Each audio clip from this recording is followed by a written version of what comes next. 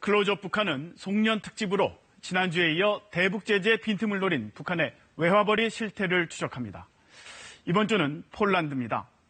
동유럽 폴란드는 김정일의 이복 동생 김평일이 오랜 기간 대사를 지냈을 정도로 과거 북한과는 돈독한 관계였는데요. 지금도 1000명 가까운 북한 노동자들이 일하고 있습니다. 클로즈업 북한 오늘은 폴란드에서 벌어지고 있는 북한의 불법 외화벌이와 북한 노동자들의 노예 노동 실태를 고발합니다. 피아노의 시인 쇼팽의 나라이자 냉전시대 공산국가였던 동유럽 폴란드. 수도 바르샤바에서 남서쪽으로 270km 떨어진 마을 사르노프입니다. 도로를 벗어나자 대형 온실 수백여 동이 모습을 드러냅니다. 축구장 60여 개 넓이의 농지에 들어선 초대형 농장. 이곳에서 북한 여성들이 일하고 있는 것으로 알려져 있지만 3m 높이의 담장에 가려 안이 보이질 않습니다. 제 뒤로 보이는 하얀색 건물들이 모두 토마토 농장입니다. 보시다시피 담장이 높게 설치되어 있고 외부인이 드나드는 것도 철저히 통제되어 있습니다. 북한 여성들은 외출할 때를 제외하고는 모두 이 안에서 생활하는 것으로 알려졌습니다.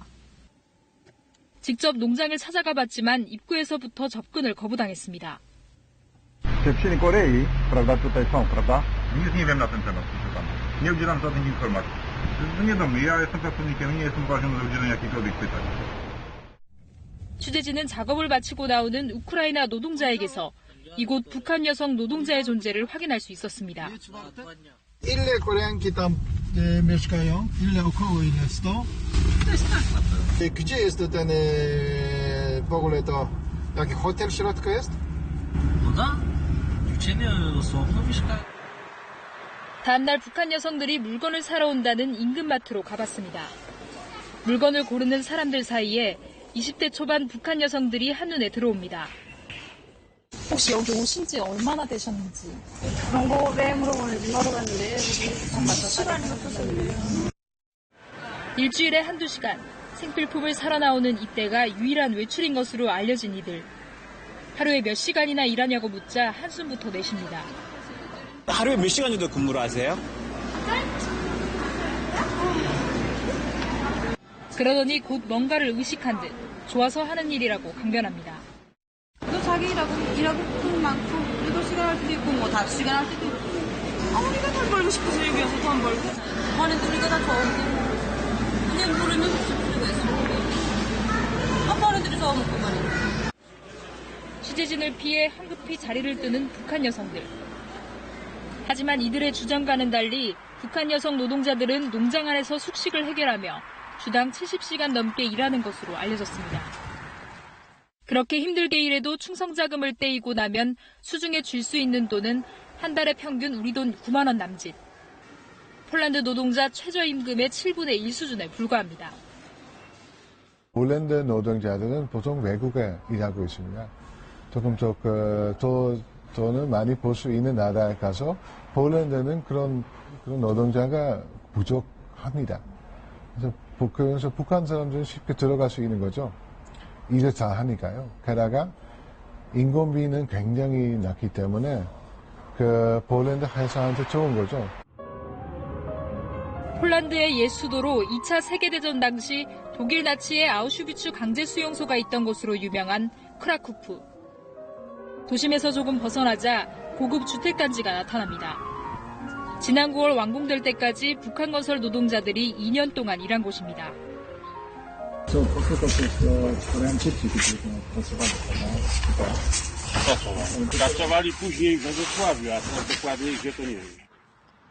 몇 달 전까지 북한 노동자와 함께 일했다는 이 폴란드 노동자는 한때 수십 명의 북한 노동자들이 머물며 중노동을 견뎠다고 말합니다. Nie wiem ile ich mają, no tu w Krakowie, no to ich było na początku ponad 60. No pracowali po 12 godzin. No bo to jak było betonowanie, czy ja to się nie przeciągało. 인력 성출은 비단 일반 노동자들의 이야기만은 아닙니다. 폴란드 북부의 항구 도시 그디니아. 이곳의 한 종합병원엔 북한의 엘리트 계층이라 할 수 있는 한의사가 파견돼 진료를 하고 있습니다. 역시 외화벌이를 위해서입니다. 병원 안으로 들어가자 꽤 많은 폴란드 사람들이 북한 의사에게 치료를 받기 위해 대기 중이었습니다. 잠시 후 취재진을 만난 북한 한의사. 경계심을 드러내면서도 진료를 거부하지는 않습니다. 치료하지 않나? 뭐 하나? 침도 맞고요. 목이랑 어깨가 너무 안 좋아서. 시술을 받으며 몇 마디 더 대화를 나눌 수 있었습니다. 작년에 오셨어요? 작년에 오셨지. 가족이랑 같이 오셨어요? 이 한의사를 비롯해 최대 1000명으로 추산되는 폴란드 내 북한 노동자들은 대부분 평양 출신. 더구나 80% 정도는 북한에서 출세가 보장된다는 노동당원입니다. 자기가 좋은 나라로 북한도 알려져 있기 때문에 폴란드 같은 경우는 사실 탈북할 가능성이 제일 크죠. 신뢰할 만한 사람을 보내는 거죠. 다시 말하면 당원들이죠. 결혼하고 자식 낳고 자식 난 그런 당원 보내는 거죠. 폴란드에서 북한이 외화를 벌어들이는 방법은 노동자 송출뿐만이 아닙니다. 폴란드의 수도 바르샤바. 이곳에 인공기관에 걸린 북한 대사관이 자리 잡고 있습니다. 6층 규모의 한개동과 지상 2층 회색 건물에 또 다른 지상 2층의 노란색 건물까지 모두 3개 동으로 이뤄진 대단지입니다. 북한 대사관이 지어질 당시 이 건물이 북한 대사관 직원들이 사용하던 중앙 건물이었습니다. 하지만 보시다시피 업체 10여 개가 이곳을 빌려 사용하고 있습니다. 부동산과 카드회사 등 상업용 간판들이 걸려있는 대사관 건물. 안으로 들어가 봤습니다. 안내 데스크를 지나자 커피와 샌드위치 등을 파는 식당이 영업 중입니다. Właśnie formalnie to też jest teren Korei Północnej, właśnie to jest takie nielegalnie wynajmowane. A, to ja nie wiem. Ja też to wynajmuję. Pan co ja tutaj pracuję, to ja nie powiem panu, bo ja tu pracuję, to nie jest mój lokal, tak? 북한 대사관과 거래한다는 부동산 업체와 접촉해봤습니다. 빈 사무실이 있어 지금이라도 당장 임대가 가능하다고 말합니다. Mam parę pomieszczeń, nie dużo, ale mam parę, 3 czy 4 pomieszczenia do wyboru. Warunki są bardzo dobre, bo mamy kuchnię, mamy łazienki, pokoje są $, za metr kwadratowy danego pomieszczenia. 주변 다른 건물보다 임대료가 싸고 세금 문제도 걱정 없다며 임대를 적극 권합니다. Pan dostaje od nas fakturę i na podstawie tej faktury pan płaci. Aha, czyli ja nie muszę się tam martwić, że rozliczenie jeszcze z ambasadą, czy jakoś tam Nie. pozwolę? Nie musi się pan, nie musi pan. 1966년 폴란드 정부와 협정을 맺고 대사관 부지를 무상으로 제공받은 북한. 고난의 행군이 시작될 즈음인 1992년부터 대사관 불법 임대업에 나서 해마다 미화 $300만 수익을 내는 것으로 파악됐습니다. 외교 공간의 상업적 이용을 금지한 비엔나 협약과 외교나 영사활동 외에 북한 공간 사용을 금지한 최근 유엔 결의 2321호에도 위배됩니다. Polish government knows about it and knows about it for years because it is happening for many years as well. And nothing changes. 하지만 국제사회의 대북 제재가 강화되고 유럽연합도 압박하자 최근엔 폴란드 정부의 입장도 조금 달라지고 있습니다. 항구 도시 그디니아의 주거지 한가운데 위치한 해운회사. 조선과 폴란드의 머리글자를 딴 조폴이라는 이름의 이 회사는 북한과 폴란드가 세운 합작 해운회사입니다. 계세요. 문을 두드려봤지만 굳게 닫혀있고 인기척도 없습니다.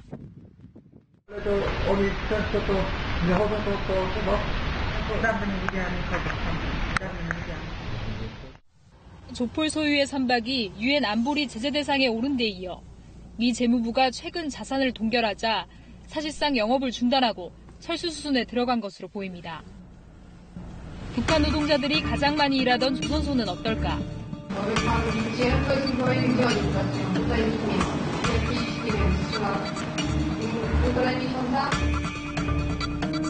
그러나 북한 노동자들은 이곳에서만 모습을 감췄을 뿐 지방 작은 마을로 흩어졌을 거라고 폴란드 노동자들은 말합니다.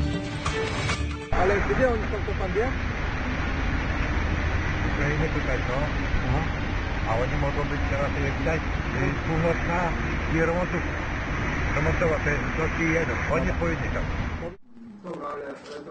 폴란드 정부는 지난 1월부터 북한 노동자에 대한 신규 비자를 단 한 건도 발급하지 않은 상태.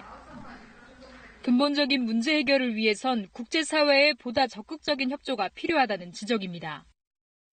EU 연합에서 수요가 있어서 북한 근로자들이 오는 거고 그렇게 나쁜 조건으로 일하게 되는 거죠. 그래서 평양에서만 잘못해서 그런 것보다도 EU 연합으로서도 좀 방송 좀 했으면 한다는 생각이 듭니다. 노예노동의 대사관 불법 임대까지 탈법적인 방법까지 동원해 수단과 방법을 가리지 않고 북한이 폴란드에서 벌어들이는 외환은 1년에 3,500만 달러로 추산됩니다. 북한의 꼼수가 어디에도 통하지 않도록 또 북한 노동자들이 더 이상 외화벌이 노예노동에 내몰리지 않도록 구체적이고 실효성 있는 대책 마련이 시급합니다. 현장을 취재한 허효진 기자 나와 있습니다. 허 기자, 이 북한 대사관을 잠입 취재했는데요. 사실상 북한 땅에 들어간 셈인데 두렵지 않았어요? 네, 대사관은 치외법권 지역이라 저도 처음엔 무서웠습니다. 그런데 대사관에 상업시설이 많다 보니 사람들의 왕래가 잦았거든요. 그래서 저도 용기 내 들어갔습니다. 네, 이 현장에서 본 대북 제재의 실효성 어떻던가요? 지금 보니까 빈틈 그리고 효과가 혼재한 것 같아요. 네, 북한 노동자들이 아직 남아있다는 점은 제재의 빈틈으로 보이지만 폴란드 정부가 신규 비자를 발급하지 않고 있는 것도 분명해 보였습니다. 또 북한과 폴란드의 합작회사도 대북 제재에 직격탄을 맞은 사실을 확인할 수 있었습니다. 네, 이 국제사회 그리고 우리 정부가 정책적으로 어떻게 보완해야 될까요? 수도 바르샤바에 있던 북한 노동자들이 자취를 감춘 상황입니다. 이렇게 되면 불법 체류자로 일할 가능성도 있습니다. 국제사회가 이들의 실태를 추적해 북한의 불법적인 외화벌이를 막고 북한 노동자들의 인권 보호에도 좀 더 적극적으로 나설 필요가 있어 보입니다. 네, 허 기자 수고했습니다.